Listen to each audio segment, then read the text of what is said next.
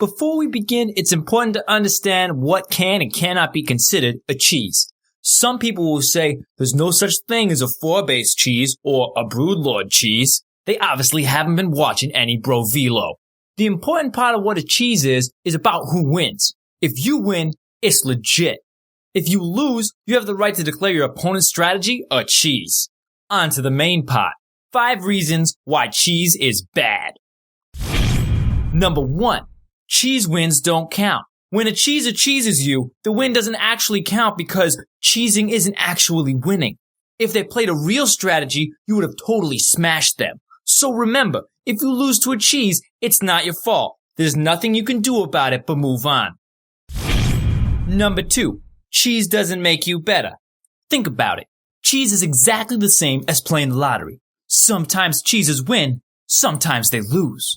It's not like you can micro, macro, multitask, or make decisions better than them to defend it. It's just pure luck. So if you scout that 7 pool when you went Nexus first, you might as well rage quit right there, because it's impossible to hold. It's not like SOS held Scarlet 7 pool with a Nexus first on Whirlwind in Game 2 of the semifinals of the Red Bull Battlegrounds tournament. Number 3. It's gonna get patched anyway.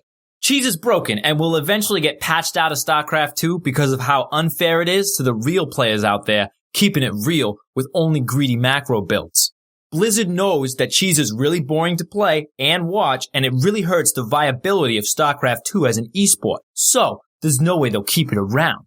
Every patch gets us closer and closer to CC first openings every game. Number 4. Those who can, macro. Those who can't, cheese. This is one of those unquestionable truths that has been with us since the dawn of Dune.